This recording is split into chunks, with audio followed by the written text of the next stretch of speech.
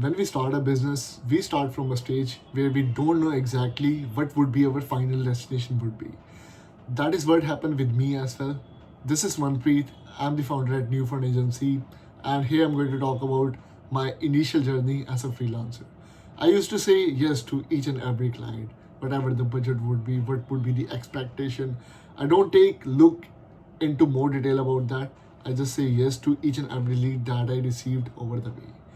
And I guess that was my biggest mistake, because that leads to the client that has no clarity over the process. That leads to the client that are not comfortable to pay 50% of the upfront price. And that comes with the clients with a list of requirements that they are not clear about what need to be done. And I guess this is the area where I worked a lot in the last 3 years. And today we are in the stage where we disqualify the clients based upon the requirements we are having, based upon the expectation they are having. And here I'm going to talk about the 5 ways you can exactly think about a client, if that will be a long-term opportunity that you can work for, or if that would be something that you should have at your agency. I have noted down the points. Let me go with one by one points and elaborate that. The very first point is about the budget alignment. You will get leads at Fiverr, Upwork, or maybe at cold email outreach or any other outreach method that you are processing.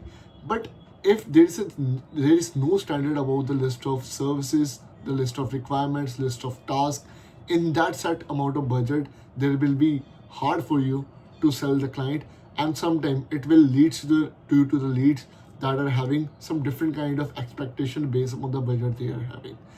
That is kind of thing that happened with me as well before I set up our present packages. By the way, this is something that you set up down the line, so you don't need to worry about that. If you need a template about it, feel free to reach out to me, or you can have it with the help of GPT or any other tools. That is the first kind of thing that you need to make sure that you align yourself, and we are working on that part very systematically. The second part is all about the thinking process, how a client think about the perspective they are having. We are specialists into website development, search optimization, as well as AI workflow creation, in which majorly clients need to think in a way that services that they are reaching out to us to work is all about the investment they are making within their business to make it improve a bit. When it's come to SEO, it's a kind of 6 to 9 month process that we have to take care. When it's come to website development, client need to think in a way, if they're spending, let's say, $2,000 on that, it would be a kind of investment that will beautify their online presence. They should have the thinking process in that way. And same with the AI workflows. If they're spending a lot, it can be 5,000, 10,000 as well on the setup and automation process. It would seems to be that there is a lot of expense that is happening, but ultimately that is replacing a lot of human efforts that are being made into the process, as well as the mistakes that keep on happening. So we should think about a way. If you have a client that think in a similar way, trust me, you are very lucky. The third and most important process is all about the strategy, or I would say the process that we are aiming into. You need to have the clear expectation with the client. You just need to sell them your services, but rather you should educate them based upon the thinking that they're having about a process. In my case, clients are not clear about the search optimization process. They see that if I spend, let's say, $1,000 on that service, I'll be able to start generating ranking. I'll be start able to generating $2,000 out of the investment that I'm making today. But that's not happen with the SEO process. It takes 3 to 4 months for a startup website to start seeing some initial traction out of it, and that's what we educate our client. We don't try to sell it to the client. Otherwise, it will create some problems after a month. You will be able to run it, but you will not be able to keep the client for the long run.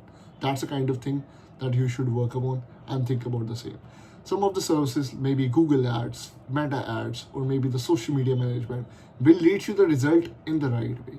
But again, it depends upon the services that you are referring to or that you are providing. The last advice of mine would be about the payment process. I know at the freelancer stage, it can be difficult for you because client asks you for a lot of referrals, client asks you to have a peace of mind while working with you, so they might have a lot of questions in your mind and they are not fully comfortable with paying you each and everything in advance.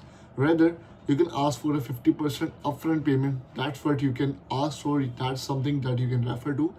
Other than that, the other thing that you can aim for would be, if the client will be, let's say, open for a weekly or bi-weekly pay using their account. Again, that would be helpful for your client. But in that case, my perspective would be, along with the payment, you should have a clarity with the client.